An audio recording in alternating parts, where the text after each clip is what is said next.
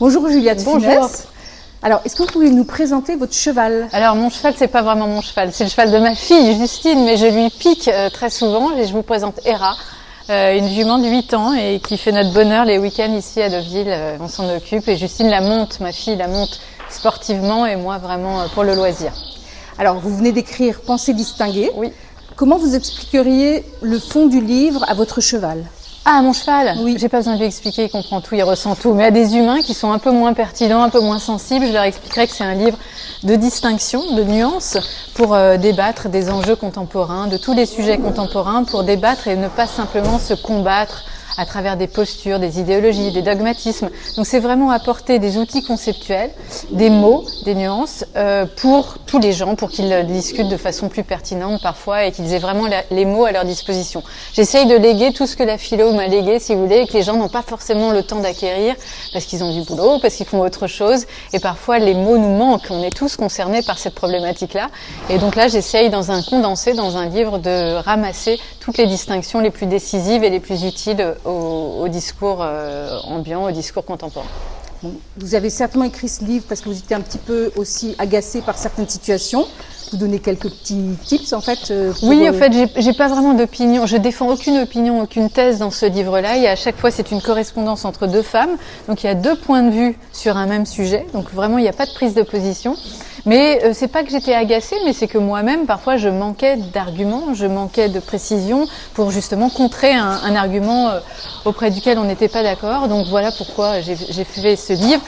Et je l'ai vraiment fait pour le lecteur aussi, c'est-à-dire que j'ai voulu que la forme soit très simple, une correspondance, des lettres, très accessible et tout de suite très utile, qu'on puisse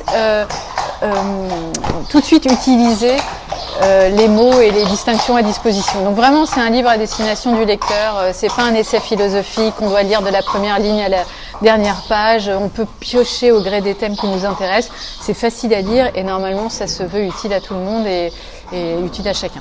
Quand les lecteurs vont finir Pensée distinguée, oui. Qu'est-ce que vous aimeriez, vous, qu'ils retiennent? Eh bien, j'aimerais qu'ils aient vraiment ces mots à disposition et que quand on parle, quand on est accusé de racisme, par exemple, alors qu'on ne fait que blasphémer une institution, une religion, etc., on ne confonde pas le blasphème et le racisme, qu'on ne confonde pas l'égalitarisme et l'égalité, qu'on ne confonde pas la légalisation, l'adoption d'une loi et la promotion de cette loi. Aujourd'hui, avec l'euthanasie, c'est exactement ce qui se passe, c'est en plein dans l'actualité. Oui. Parce qu'on rend possible une liberté, on a l'impression qu'on promeut cette liberté. C'est pas la même chose.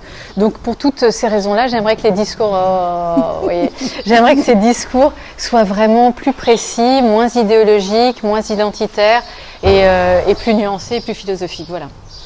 Et si votre cheval avait lu le livre, qu'est-ce qu'il vous dirait?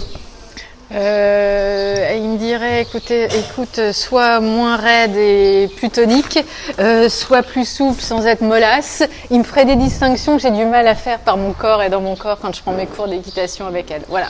Et en philosophie, vous avez déjà donné une leçon? Ah, c'est une leçon de philosophie. Quand je prends des cours avec mon professeur, je lui dis souvent, c'est pas un professeur d'équitation uniquement, c'est un professeur de vie.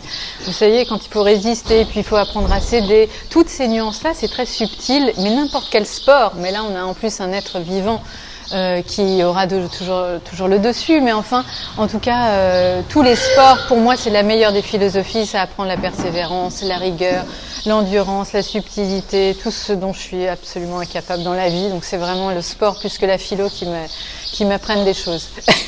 Merci Julia, merci Hera. Hera. Merci.